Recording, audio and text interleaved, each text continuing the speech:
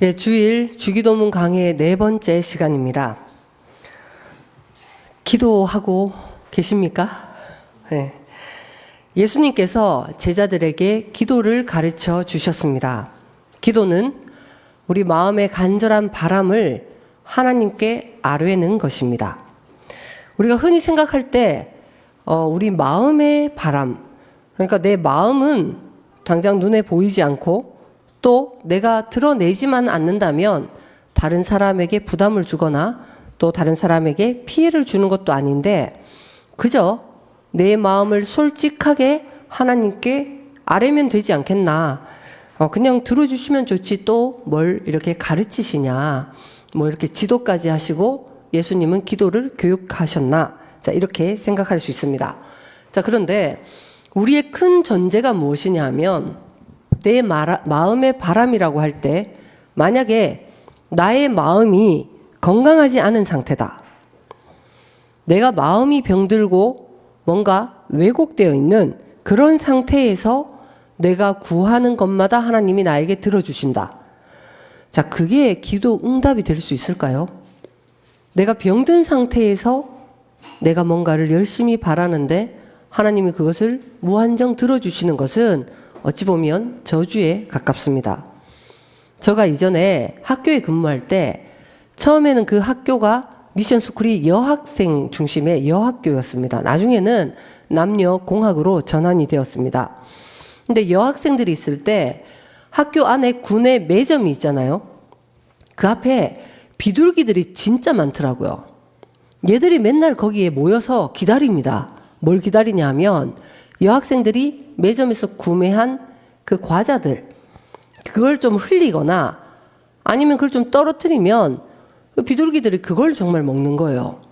근데 어느 날 이 비둘기들이 과자를 통해서 설탕 맛에 길들여졌습니다. 그러고 나니까 비둘기들이 학생들을 막 따라다녀요. 말은 못하지만 진짜 간절한 눈빛으로 비둘기가 설탕 과자를 늘 구합니다. 정말 절박하게 설탕을 구합니다. 자, 그때 여학생들이 뭐 재밌기도 하고 뭐 측은하기도 하니까 과자를 막 주는 거예요. 그렇게 했더니 그 결과 비둘기들이 새인데도 불구하고 날지 못하게 되었습니다. 자, 오늘날 많은 사람들이 삶의 여러 어려움을 우리가 가지고 살아갑니다. 가끔 좀 풀릴 때도 있지만 대부분 한두 가지 문제 또 어떨 때는 심각한 내 삶의 어떤 어려움을 안고 살아갑니다. 뭐 건강 문제, 또 취업이라든지, 또 뭐 승진, 아니면 결혼, 출산, 또 아이 육아, 내 경제적인 문제. 자, 이게 잘 해결되기를 원하고 또 그것을 기도합니다. 모두 중요한 일입니다. 자, 그런데 제가 방금 나열 드렸던 것들은 삶의 방편입니다. 이것 자체가 삶의 목적이 될 수는 없습니다. 내가 승진 잘하려고 태어났는가? 내가 경제활동을 잘해서 돈 많은 사람이 되도록 내가 지음받았는가? 이게 아니라는 거예요. 늘 삶은 이 문제가 끝나면 또 저 문제, 또 저 문제 해결되기 전에 또 뭐 그 문제, 이 연속됩니다. 연속되고 그런 문제 해결하는 것이 내가 존재하는 이유인가? 그렇지 않다는 겁니다. 이런 것들은 삶의 방편입니다. 살다 보니까 일어나는 것들이고 내가 이것을 잘 다스려야 되는 것들입니다. 그러니까 삶의 방편과도 같은 이런 환경, 내 여건을 개선하는 데에 사람이 거기에 수단화되지 않는 것이 이것이 건강한 생각이에요. 이미 나도 모르게 내 생각이 뭔가 너무 억눌려서 지금 병들고 너무 많은 스트레스로 인해서 뭔가 찌들어져 있고 제대로 펴지지 못했다. 이렇게 되면 늘 사람이 오히려 수단이 돼요. 내 삶의 환경을 더 개선하는 데에 나는 거기에 도구가 되고 정말 내 인간이라는 실존은 소외되는 현상이 거기에 있다는 겁니다. 그래서 예수님께서 가르쳐 주신 이 기도의 내용이 나의 바람이 되고 그리고 그 기도가 내 안에서 이루어진 존재가 되도록 내가 도구가 아니라 그것 자체가 내가 되도록 기도를 해야 된다는 겁니다. 자, 지난 시간에 이어서 주기도문에 하나님의 이름이 거룩히 여김을 받으시오며 이 부분을 조금 더 오늘 더 나누고 마치도록 하겠습니다. 이 주기도문은 정말 중요한 겁니다. 어찌 보면 우리 기독신앙의 모든 교리를 정말 심도 있게 녹여낸 겁니다. 그냥 한번 듣고 뭐 그런 뜻인가? 이렇게 흘려버릴 것이 아니라 되새기고 묵상하면 정말 하나님을 더 알고 내 안의 삶의 새로운 비전이 열릴 겁니다. 자, 우선 이름이 거룩히 여김을 받으시오며 할 때 우리가 지난 시간 나눴죠. 거룩이라는 뜻이 어떤 의미다? 구분되다? 구별되다. 맞습니다. 자, 하나님의 이름이 구별되는 것. 이게 거룩히 여김을 받는 겁니다. 하나님의 이름은 무엇일까요? 우리 교회 청년들은 이제 알더라고. 이거 굉장히 수준 높습니다. 하나님의 이름은 하나님이 하나님이지. 뭐 이렇게 볼 수 있는데 여호와입니다. 여호와. 그러면 하나님의 이름인 여호와께서 다른 신들, 다른 잡신들, 다른 우상들과 구분이 되어 보이고 차별화가 있게 보이고 그 차이점이 명확할 때 비로소 내가 하나님의 이름을 거룩히 여기는 사람이 된다는 겁니다.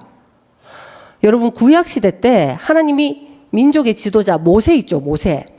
모세를 향해서 시내산에서 돌판에 새겨진 계명을 주셨습니다. 이게 10계명이죠. 10계명. 자, 그 10계명에 보면 첫 번째 계명부터 막 그렇게 나옵니다. 나 외에는 다른 신이 없다. 나는 여호와다. 여호와. 그리고 다른 신은 두 번째 계명에 보면 모두 우상이다. 너를 위하여 우상을 새기거나 깎아서 우상을 섬기지 말라.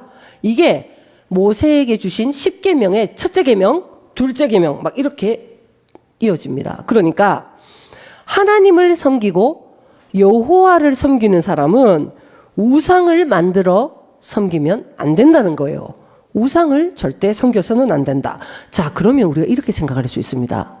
우상은 그냥 돌 붙여 아니면 예전에 초등학교 운동장에 당군 신상, 뭐 호랑이 동상, 그런 거 우상이구나. 그러면 우리 집에는 그런 신상 없다. 나 우상 안 섬깁니다. 성당에는 보니까 입구에 마리아 동상이 있더라. 야, 성당은 그러하니까 좀 우상 약간 이상한데 우리는 교회 다니면 뭐 입구에 들어올 때 뭐 새긴 사람 상 이런 게 없잖아요. 그러면 교회 다니면 우상 없다. 그렇게 생각할 수 있습니다. 그리고 우리 교회는 통합측 교회입니다. 좀 더 보수적인 교단의 교회에 가보면 예배당 벽에 다 커튼이에요. 다 커튼으로 둘러해놓고 사진 한 장 안 걸어놓습니다. 뭐 이런 거 없습니다. 꽃도 없어요. 보수적인 교회는. 왜냐하면 뭔가를 새겨서 갖다 놓으면 우상이라고 이 10계명의 두 번째 계명, 우상 섬기지 말라는 계명을 어기는 것이 되니까 보수적인 교회는 꽃꽂이도 없습니다. 자, 그래서 그런 거 내가 깎아서 뭐 걸어놓고 달아놓고 하지 않으면 나는 우상 안 섬깁니다. 우상 없다. 난 절 안 한다. 이렇게 생각하기가 쉽습니다.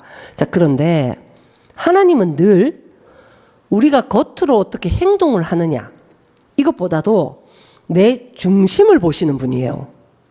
내가 겉으로 표현되는 어떤 삶의 태도보다도 먼저는 내 마음을 보시는 분입니다. 우리 마음에 내가 무엇을 가장 소중히 여기는가? 말하고 안 하고는 두 번째예요. 내가 어떤 기준을 가지고 하나님을 섬기는가? 이게 중요해요. 중심을 보시니까. 그저 겉으로 내가 우상을 나는 깎아 만든 적 없다. 난 우상에게 절한 적 없다. 이렇게 할 게 아니라 오히려 여러분 실제로 뭐 돌부처에게 절하고 말이죠. 오래된 나무 아래에 물 떠다 놓고 빌고 이런 거는 쉽습니다. 왜? 잘 드러나니까. 그 사람들은 내가 그렇게 합니다. 아유, 그게 왜 우상이에요? 참신이지? 뭐 자기들 그렇게 하는 거 인정을 쉽게 하기 때문에 그건 어찌 보면 덜 복잡해요. 오히려 더 심각한 것은 나는 하나님을 섬깁니다. 나는 하나님의 이름 여호와를 거룩히 여깁니다. 이렇게 주장하더라도 내 속에, 내 마음에 은밀하고 교묘하게 우상을 섬기는 사람들과 똑같은 가치관을 가지고 있다면 이게 더 심각한 문제예요. 왜냐하면 자기도 속으니까. 내가 앞에 눈에 보이는 우상을 내가 섬기거나 절하지 않으면 나는 우상은 안 섬긴다. 이렇게 생각하니까. 자, 그러므로 하나님의 이름을 거룩히 여길 수 있도록 단순한 문제가 아니라는 거예요. 기도해야 됩니다. 그냥 주문처럼 주기도문을 줄줄줄 외워서 나는 주기도문 외운 지가 지금 몇십 년인데 이건 다 압니다. 패스. 이렇게 할 문제가 아니라 하나님의 이름인 여호와와 다른 신, 쉽게 표현하면 우상과의 차이점, 차별화된 것, 구분점을 내가 알아야 하나님의 이름을 거룩히 여기는 사람이 된다는 거예요. 자, 그러면 오늘 여기에서 여러분 한번 쭉 따라오고 계신데 조금만 더 들어가 볼게요. 우상이라는 말은 성경이 기록된 히브리어 원어로 보면 페실이라고 읽습니다. 페실, 우상. 이게 어떤 말이냐 하면 조각하다, 색이다, 손으로 가공하다. 이게 페실이에요. 이게 우상입니다. 그러면 조각하고 손으로 새기고 이런 거는 제조죠. 제조. 그렇죠? 제조하는 것이죠. 그러면 만약에 자, 우상의 원어가 페실이고 우리말로 하면 조각하고 새기는 것. 이건 제조예요. 제조. 제조가 있다면 창조가 있습니다. 창조. 여러분, 창조와 제조가 말은 비슷한 것 같죠? 뭐 다 조로 끝나니까 절반 이상 비슷하면 뭐 비슷한 건가? 창조와 제조는 완전 다른 겁니다. 이게 구별되고 거룩하게 보여야 돼요. 자, 제가 설명드리겠습니다. 제조는 어떤 것인가? 제조의 가장 큰 특징은 주체가 사람이에요. 사람. 사람이 만드는 겁니다. 공장에서 제조하면 기계가 만드는 건데 제조 아닌가? 그 기계 사람이 만들었잖아요. 다 제조입니다. 그래서 깎고, 패실, 갈고, 가공하고, 다듬고, 새기고, 그걸 위해서는 사람이 노력해야 돼요. 그래서 사람이 얼마나 많이 노력하고 공이 들어있는가, 또 만든 그 사람의 역량이 얼마나 뛰어난가, 이거에 따라서 제조는 결과가 바뀝니다. 소위 똥손이 있다고 합니다. 우리 쉽게 표현하는 그 사람 뭘 해도 종이접기를 해도 똑같은 걸 만들었는데 뭐 비행기를 만들어도 야, 손이 이게 정교한 새기고 만들고 이런 걸 잘하는 사람은 비행기 여기 날렸는데 운동장 저 끝에 선수 어깨에 탁 안착하고 말이죠. 진짜 비행기예요. 그런데 똑같은 종이로 똥손이 만들면 앞사람 막 여기 머리에 막 이렇게 꽂히고 말이죠. 못 날아요. 그러니까 이 제조하는 건 늘 얼마나 그 사람이 손이 섬세하고 또 잘 연습해서 얼마나 공을 들여서 잘 만드냐에 따라서 제조된 것은 결과가 달라집니다. 그래서 좋은 결과를 위해서 늘 애써야 되는 거예요. 신경 바짝 쓰고 수고해야 됩니다. 그리고 내가 최선을 다하기 위해서 나의 결단, 내가 피곤해도 자지 않겠어. 나는 지쳐도 또 실패해도 일어나겠어 하는 나의 정신력, 신념, 결단이 요구됩니다. 여러분, 제조라고 하니까 단순히 손만으로 만드는 걸 생각하시기 쉬운데 그게 아닙니다. 손으로 만든 제품뿐만 아니라 쉽게 표현하면 우리가 흔히 파이팅 하는 거 있죠. 파이팅 하는 영역은 다 제조예요. 시험 치기 전에 파이팅! 뭐 이런 거 다 제조예요. 다 제조. 자, 이거는 사람이 수고하는 것에 따라서 결과가 달라지는 것들. 주체가 사람이다. 자, 그러면 창조는 어떤 건가? 창조는 철저하게 하나님의 영역입니다. 사람이 아무리 수고하고 노력하고 애쓰더라도 결코 만들어낼 수 없는 것, 이런 거는 창조입니다. 여러분의 성별, 여러분이 선택하셨습니까? 물론 어려운 수술을 통해서 전환을 하는 사람도 있더라고요. 그런데 그거는 고유한 자기의 성을 제조해서 바꿔낸 거지 창조의 영역은 아닙니다. 이거는 창조는 철저하게 사람이 주체가 돼서 내가 좀 하면 안 될 게 됐다든지 내가 좀 못했기 때문에 될 게 안 됐다든지 이런 영역이 아니라 창조는 철저하게 하나님이 허락하시고 하나님이 주셔야 비로소 되는 것. 사람이 절대 흉내내거나 모방할 수 없는 영역은 창조의 영역입니다. 물론 뭐 창조 경제 이런 게 있지만 그건 경제에 그만큼 없던 것을 새로 만든다 이런 의미로 도입해서 쓴 용어라고 생각하시면 되겠습니다. 그러니까 창조는 하나님이 말씀을 우리에게 주셔서 내 속에 새로운 마음이 창조되는 것. 전에는 그게 지루하고 그게 내게 좀 부담이었고 뭐 그렇게 할 필요가 있나? 무시하고 싶었던 것이 하나님이 말씀을 내게 주시니까 나도 모르게 그게 자꾸 떠오르고 그게 내게 주요한 관심거리가 되고 내가 그걸 할까 말까 할 때 결정하는데 하나님의 마음이 자꾸 반영되는 것. 이거 나의 결단으로 될 것 같아도 그건 작심삼일이에요. 제조해서 내 마음을 가공하는 거는 파이팅! 나 주 뜻대로 살 거야. 두 주인을 섬기지 않을 거야. 주님만이 나의 삶의 목적입니다. 노래 부르고 뜨겁게 울고 막 부흥 집회하고 한 3일 뒤에 보면 다시 원점으로 돌아가요. 왜냐하면 내가 노래를 부르고 하나님 앞에 부르짖고 기도하는 것은 사람이 애를 쓰고 노력하면 어느 정도 됩니다. 그런데 내 진짜 마음을 바꿔내는 것. 내 본성과 생명을 만지셔서 새로운 것으로 창조하는 것은 하나님의 영역이에요. 그러니까 창조는 사람의 수고한 결과물이 아니라 하나님의 말씀을 내 안에 심고 믿고 기다린 결과물이 창조예요. 이 정말 다르죠? 이게 구분돼 보여야 됩니다. 자, 지금 제품 만드는 이야기가 아닙니다. 신앙관 이야기예요. 주기도문에 하나님의 이름이 거룩히 여김을 받으시오며 하는 것 안에서 우리가 심지어 신앙 안에서도요, 사람이 수고해서 만들어낸 결과물을 항상 칭찬하고 그것을 귀히 여기는 신앙관이 있습니다. 쉽게 사람이 파이팅 해서 좋은 결과가 나오면 아우 너무 잘했다. 너 정말 잘했다. 하나님이 도우셨구나. 물론 하나님이 도우셨습니다. 근데 그게 최종적인 산물, 결과물로 여기는 것. 그리고 교회 안에서마저 사람의 공로를 소중히 여기는 것. 또 신앙 성장에 있어서 사람의 결단, 나의 각오와 맹세, 이걸 자꾸 요구하는 것. 이런 신앙과는 하나님을 섬긴다고 하지만 가만히 보면 이게 창조의 영역입니까? 제조의 영역입니까? 맞아요. 배실. 이게 우상을 섬기는 겁니다. 늘 등잔 밑이 제일 어두워요.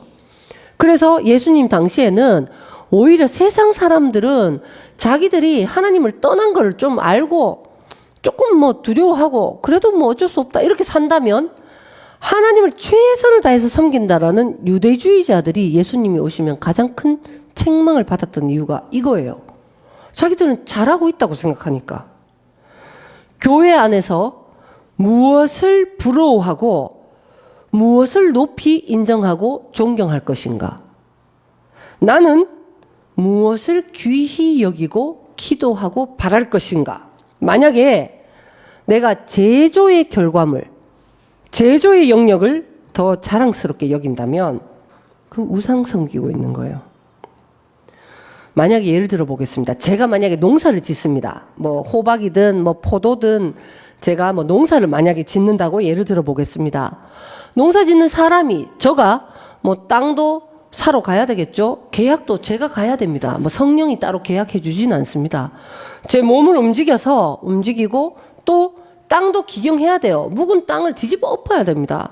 거기에 누가 쓰레기 몰래 버려놓으면 그것도 다 치워야 돼요.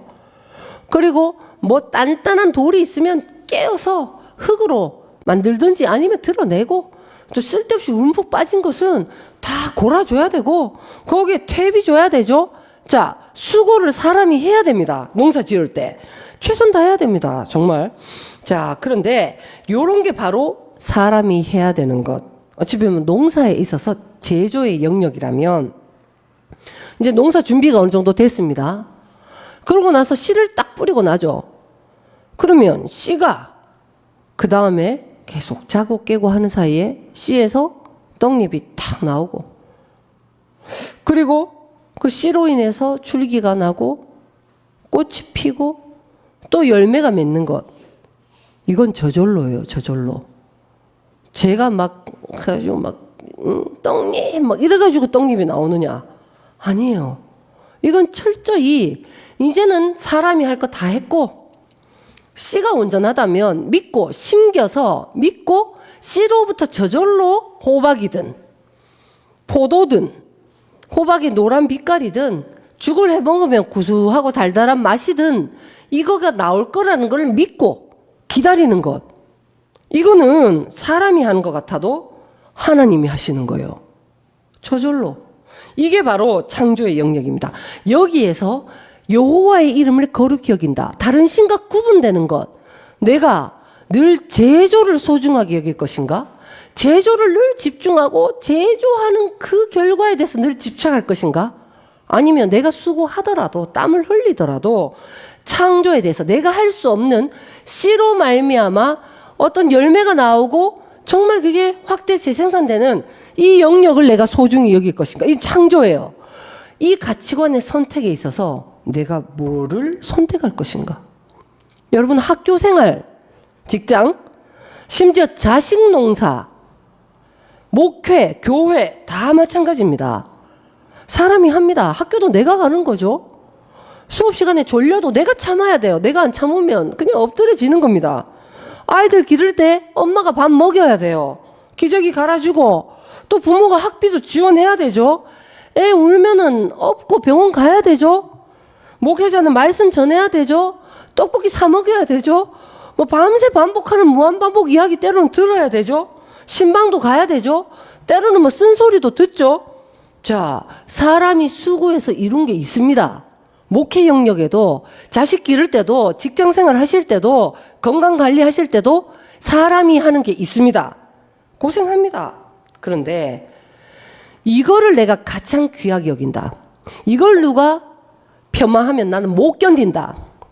이거는 누군가 뭐 조금이라도 여기에 관여하려면 나는 뭐 절대 노터치다. 왜? 내가 수고했으니까 내 거니까. 만약에 그렇다면 그 영역이 다 제조업이 돼요. 그게 제조가 됩니다. 하나님은 창조주이시지 제조주가 아닙니다. 내가 그렇게 내가 수고하고 애쓴 그 결과에 대해서 늘 전전긍긍하고 그것으로 뭘 이뤄보려 하고 그걸로 인정받아 보려 하고 그걸로 다른 사람과 뭔가 나누고 자랑하고 다른 사람의 그런 부분을 부러워한다. 이게 어떤 영역이 됐든 자식이면 자식이 우상이 됩니다. 교육 활동이면 목회 활동 그게 우상 섬기는 게 되더라고요. 늘 그렇게 말합니다. 바울이 심고 말씀은 바울이 주는 거예요. 아볼로라는 그 또 초대교회에 말씀 전했던 사도가 막 물을 준다 이렇게 표현하죠. 이 바울과 아볼로가 그냥 초대교회 때 말씀 전한 게 아닙니다. 목숨 내놓고 전했어요. 고생 무지무지하고 그렇게 돌아가셨죠. 그러니까 사람이 하는 거예요. 그런데 중요한 거는 잘하게 하시는 것은 누구다? 속이 변해서 내 가치관이 새로워지고 내 속으로부터 전에 없던 소망이 자꾸 생성되고 창조되는 이 영역은 누가 허락하신다? 하나님이에요. 잘하게 하시는 분은 여호와다.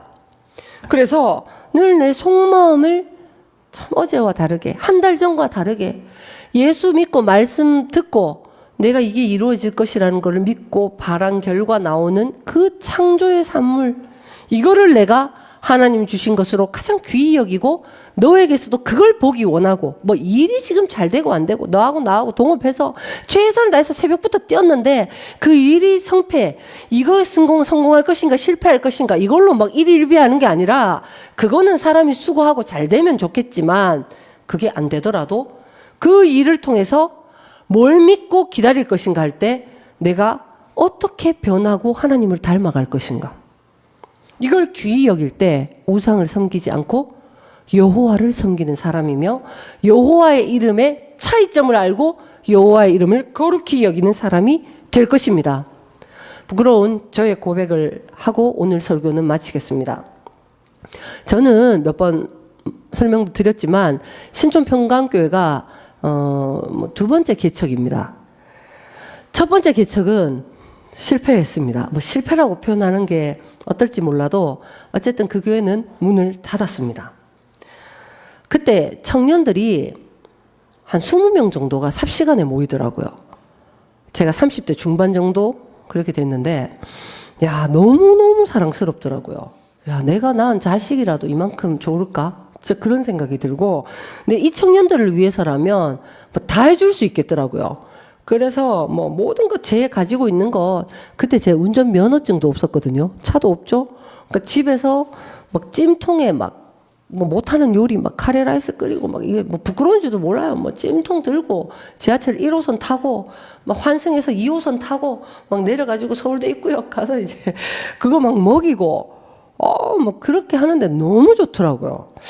자, 그렇게 했는데 한 1년 반 이렇게 지나니까 다달이 돌아오는, 저 아직도 기억납니다. 지금도 이상하게 제 마음에 15일이 되면 약간 뭔가 찝찝하면서 그쯤이 되면 마음에 긴장이 이렇게 오는데 뭘까 이렇게 생각해 보면 설마 그 옛날에 월세인가 그 오피스텔을 하나 얻어서 교회를 했거든요. 진짜 럭셔리합니다. 지금 신촌 평강교회는 진짜 거기서 얼마나 재밌고 웃기고 그냥 거기서 전교인 체육대회도 하는 거예요. 그 작은, 요거 한 2배 되는, 우리 사무실 2배 되는 오피스텔인데, 전교인 체육대회 2팀으로 나눠서 윷놀이도 하고, 그리고 숨 오래 참기, 이런 거를. 뭐, 많이는 못하니까. 그리고 제기차기. 야, 그거 완전, 정말 막 열심히 하는 거예요. 진짜 똑같이 찼는데, 한 개만 더 차면 이 팀 이기는 거예요. 마지막 청년이 힘이 들어가서, 하나를 어떻게 딱 찼는데, 그 다음 걸 찰려는데 그 제기가 요만한 지금 저 뒤에 창문 이렇게 열리는 글로 밖으로 빠졌어요. 일제히 소리를 막, 와, 경비실에서 몇 번이나 전화가 오고, 이러면 퇴실 조치한다 하는데, 누가 알았겠습니까? 그래서 전교인 체육대회를 하고 있는지를. 오피스텔 15일마다 월세가 따박따박 돌아오는데, 언젠가부터 제가 그게 버겁더라고요. 그 전에 뭐 조금 꼬불 쳐놓은 거를 막 다 쓰고 나니까 뭐 좀 알바하고 이렇게 해도 엄청 먹는 거죠. 그 처음에는 제가 청년들을 먹였는데 그때부터 제가 많이 먹기 시작하면서 서서히 이제 막 몸을 이뤄가기 시작했는데, 야, 그렇게 되니까, 야, 제 마음에 저도 모르게 생각이, 이 청년들이 졸업을 하면 그때 서울대학교 출신들이 좀 많았거든요. 아무래도 취업이 좀 잘 되지 않겠나. 내년 되면 11조 교인이 좀 생기지 않을까 하는 묘한 설렘이 있으면서 저도 모르게 머릿속으로 너 11조. 너 일단 지금 2학년 제끼고 뭐 신입생 제끼고 너 11조. 그렇게 되니까 그러면 내년에는 11조 한 3명은 할 것 같으니까 뭐 월세가 좀 감당이 되고 후내년에는 조금 더 남지 않을까 막 이런 생각을 하고 막 있는 거예요.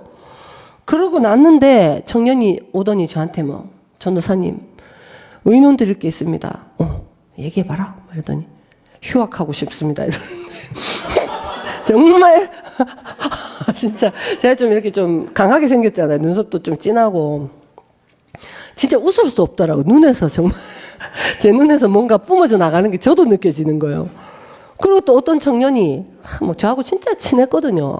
서로 막 엉겨붙어서 있는데 또 좀 긴밀히 할 얘기가 있다고 또 가서 막 밥 사주고 했는데 하는 얘기가 누구랑 연애하고 있다. 지금 그 친구는 사시 시험 쳐야 되거든요. 얼마나 제일 큰 11조 교인인데 그러니까 제 마음에 너무 속상한 거예요. 그래서 막 제가 막 엄청 그렇게 하고 있는데 좀 이제 제가 수고한 걸 알고 늘 찜통 들고 다니고 그런 걸 아는 청년이 뭐 일찍 와서 바닥도 닦고 막 이렇게 막 하면 그러면 제가 막 귀감이 된다 막 높이고 그런데 뭐 쓸데없는 소리 하고 이러면 이미 제가 막 그냥 콧바람이 팍 나오는 거예요 이미. 그러니까 내가 그렇게 목회를 했더니 어느 날 이제 고백은 너무 좋은 거예요. 막 청년들이 주를 위해서 살겠습니다. 소망합니다. 뭐 제가 뭐 기도합니다. 뭐 저는 그런 사람이 되도록 뭐 고백합니다. 그런데 제가 원하는 답을 막 맞춰내기 시작하는 거예요. 왜냐하면 제가 고생하는 건 아니까. 제가 그걸 높이 산 거예요. 야, 그래. 철이 들어가는구나. 제 마음에도 얘들이 이게 본심이 아니라는 생각은 있더라고요. 그래도 목회자도 허리띠를 쫄라매고 뛰면 너희도 뛰어야지. 그래도 부흥을 하려 하고 애를 쓰는 거, 이거 자체를 제가 높이 사고, 그리고 이걸 하나님 앞에 마치 충성인 양 제가 든든하게 여기고 이렇게 했더니 청년들이 어느 날부터 간담회를 하더라고요. 간담회를. 저 간 다음에 진솔한 이야기를 하고, 그리고 청년들이 몰래 연애하고요. 그냥 자기들끼리 몰래 다 하더라고요. 제 앞에서는 소망합니다.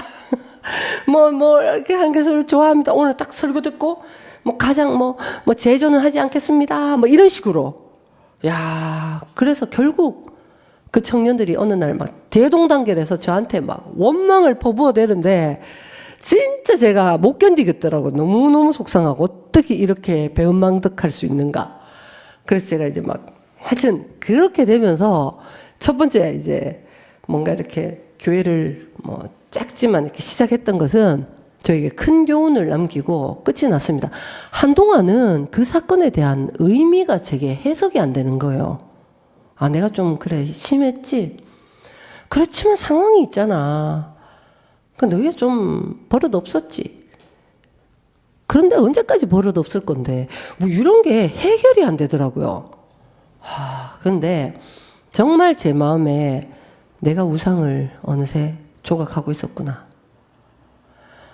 정말 하나님이 주신 영역, 그러니까 제가 어느새 제가 수고하고 제가 노력한 거를 귀히 여기는 마음이 제 안에 있더라고요. 이 귀한 걸 너희도 귀하게 여기면 너희도 열심히 해라. 신앙생활 좀 빡세게 좀 해봐라. 결단하고 말이지. 응? 처음부터 되는 사람이 어딨냐? 각오와 말이지. 일사각오로 주를 위해 죽으면 죽으리라 이런 거 못 들어봤나? 이런 마음이 막 있으니까 제가 어느새 조작하고 수고하고 그렇게 애쓰는 거를 귀하게 여기는 순간 제가 여호와의 이름을 정말 만홀히 여기는 그런 사람이 되어 있더라고요. 여러분, 이 주기도문에 이름이 거룩히 여김을 받으시오면 이거는 진짜 묵상하셔야 됩니다. 제조가 아니라 정말 패실, 우상을 섬기는 것 같은 그런 신앙 세계. 이게 아니라 내가 수고하고 애를 쓰더라도 결국 우리가 믿고 기다려야 될 것이 무엇인가? 내 수고한 것이 내 뜻대로 되는 결과물이 아니라 내가 할 수 없는, 아무리 내가 애를 써도 할 수 없는 내 마음이 거듭나고 새로운 피조물로 창조되는 것, 여기에 대해서 말씀을 심고 하나님이 하실 것이라는 것을 믿고 기다려가며 여호와 이름을 거룩히 여길 수 있는 저와 여러분 되시기를 축원드립니다. 함께 기도드리겠습니다. 하나님 감사합니다. 주기도문은 그저 기도의 모범이며 제자들을 향한 예수님이 가르침이다, 이렇게 생각하던 우리의 옛 생각을 버리고 지금 우리를 향한 예수님의 말씀으로 받게 하시니 감사합니다. 하나님, 우리가 인생을 바라보고 내게 일어나는 모든 구체적인 삶의 사건들을 바라보고 또 우리가 신앙생활을 해가는 나의 신앙관에 있어서 제조가 아니라 창조의 세계에 대해서 높이 여기고 귀히 여기고 겸손하게 그것을 믿고 기다려갈 수 있는 그런 참 경건이 우리에게 있게 하시고, 여호와의 이름을 다른 모든 잡신과 사람이 만들어낸 사람의 수고로움을 정말 뛰어넘는 구별되어진 거룩한 이름이라는 것을 늘 알고 우리도 거룩하게 살아갈 수 있도록 도와주시옵소서. 예수 그리스도 이름으로 기도드립니다. 아멘.